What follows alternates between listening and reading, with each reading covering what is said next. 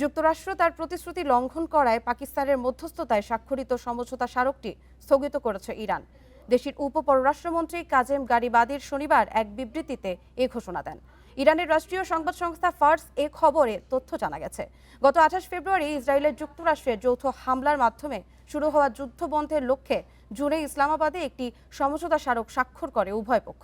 তবে স্থায়ী শান্তি চুক্তিতে পৌঁছানোর আগেই যুক্তরাষ্ট্রে হামলায় নতুন করে উত্তেজনা বেড়েছে। বিবৃতিতে গরিবাদী